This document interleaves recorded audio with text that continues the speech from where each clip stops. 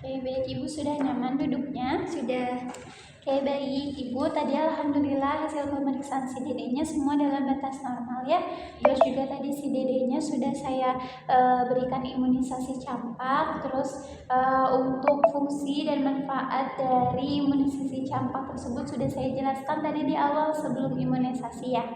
Oke, Ibu, di sini saya mau menjelaskan dulu nih ada efek samping atau biasa disebut dengan KIPI. KIPI itu kejadian ikutan pasca imunisasi. Nah, jadi biasanya itu setelah imunisasi anak itu sering kayak misal demam ringan, demamnya itu yang masih ringan Bu, belum yang atau enggak yang demam tinggi. Terus juga biasanya di area bekas lukanya itu ada kemerahan atau bengkak. Nah, untuk cara mengatasinya itu kalau misalnya demam itu boleh dikompres ya, dikompres. Terus juga tapi kalau misalnya sudah suhunya nggak turun-turun selama lebih dari seminggu itu boleh langsung datang ke fasilitas kesehatan atau ke saya. Terus kalau untuk mengatasi kemerahan atau juga bengkak pada bekas suntikannya itu boleh dikompres air dingin. Tapi kalau misalnya udah di hari kedua itu nanti kompresnya pakai air hangat ya. Ya, udah paham Ibu? Paham. Terus juga biasanya setelah imunisasi itu karena sakit si dedenya biasanya rewel Bu, tapi untuk kebutuhan istirahatnya tetap harus diperhatikan ya, jangan sampai si dedenya kekurangan tidur kayak gitu. Terus juga untuk kebersihan diri si dedenya boleh tetap dimandikan habis imunisasi ini, tapi lebih disarankan itu untuk pakai air hangat mandinya supaya meredam rasa nyerinya, juga meredam si demamnya kalau misalnya lagi demam kayak gitu ya Bu.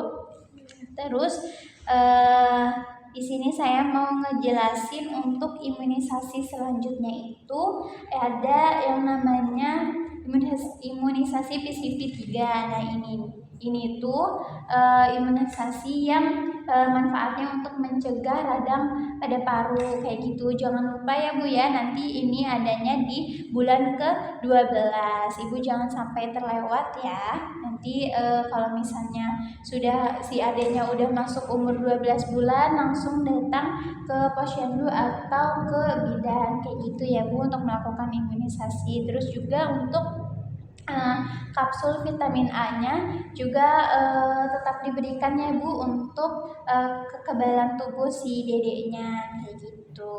Terus untuk makanannya Bu, nutrisi si adeknya masih ASI atau sudah enggak? Masih ASI. Nah, Ibu nanti untuk ASI-nya boleh dilanjutkan, tapi nanti jangan sampai ASI doang ya Bu ya, tetap ada makanan atau MPASI, makanan pendampingnya. Nah, untuk di sini ada saran atau makanan yang direkomendasikan di buku KIA, nanti boleh dibaca-baca lagi, tapi yang penting tetap diberikan. Terus makanannya juga jangan yang keras-keras, yang masih lembek atau lunak kayak gitu aja ya Bu, supaya mudah dicerna sama si dede kayak gitu. Terus juga di sini saya mau menjelaskan tanda bahaya pada bayi. Ibunya sudah tahu tanda bahaya pada bayi? Oke, sebenarnya di buku KIA ada ya Bu ya.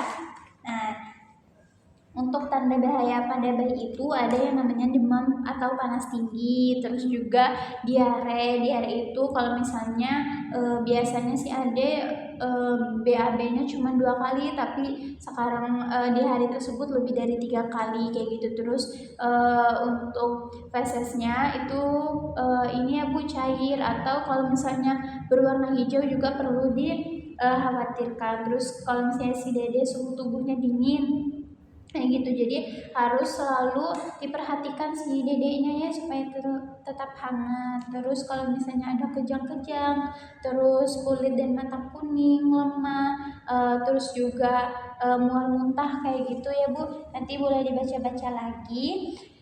Jangan sampai hal-hal ini kejadian atau terjadi sama si dede. Kalau misalnya terjadi boleh langsung datang ke fasilitas kesehatan, langsung berobat ya Ibu. Kemudian ada yang namanya tahapan perkembangan si dedeknya. Si dedek sekarang udah 9 bulan ya Bu. Iya. Oke, itu untuk tahap perkembangannya itu selalu dipantau ya Bu ya. Terus juga tetap distimulasi, terus di kayak misal boleh si adenya itu sebelum tidur dibacakan dongeng kayak gitu. Terus juga diajarkan buat nyusun-nyusun mainan yang balok kayak gitu. Terus juga misal boleh main petak umpet kayak sembunyiin mainannya, terus si adanya suruh nyari mainannya. Terus diajarin untuk duduk, merangkak kayak gitu, berdiri, pegangan. Terus kalau misalnya sudah bisa berdiri terus sambil berpegangan boleh diajarin jalan dikit-dikit kayak gitu. Terus kalau misalnya sudah ada kemajuan boleh dicek-checklist yang di sininya ya Bu ya. Oke, biar nanti Bu Bidan yang memeriksanya dapat supaya tahu gitu perkembangan si adanya kayak gimana gitu ya Bu. Iya. Oke, terus juga kalau misalnya di rumah nih Bu, si adanya harus tetap dipantau juga. Jangan sampai namanya anak kecil pasti suka penasaran ya Bu ya. Takutnya dia malah megang kabel-kabel yang ada listriknya, terus juga megang benda-benda panas kayak gitu, dijagain terus ya Bu ya si adanya. Oke, mungkin sudah cukup ya Bu ya untuk konselingnya. Ibu sudah cukup paham atas apa yang saya sampaikan. Oke, Ibu coba kalau boleh diulangi tadi tanda bahaya tanda bahaya bayi itu ada apa aja? Yang saya tahu tadi demam tinggi, terus diare juga, dingin, kejang, terus kuning juga pada kulit atau mata, lemah juga Bu Bidan. Oke, benar ya, bagus. Terus juga tadi ada efek samping dari imunisasi Ibu. Untuk demam itu cara penanganannya gimana? Dikompres hangat, terus untuk bengkaknya tadi kalau misalnya datangnya langsung gitu boleh dikompres pakai air dingin. Tapi kalau misalnya bengkaknya terjadinya lebih dari 2 hari boleh dikompres hangat. Oke, bagus ya Bu ya. Terus yang terakhir untuk imunisasi selanjutnya itu imunisasi apa Ibu? Imunisasi untuk pneumonia ya, pencegahan radang pada paru-paru. Iya, itu nanti di bulan usia si Ade bulan ke-12 ya Bu ya. Oke, mungkin Ibu sudah cukup paham atas apa yang saya sampaikan. Semoga dapat membantu dan menambah informasi kayak gitu. Ada yang ingin ditanyakan Bu? Sudah cukup. Sudah cukup. Oke, kalau sudah cukup ini bukunya saya kembalikan ya. Baik, terima kasih ya Bu. Iya, sama-sama.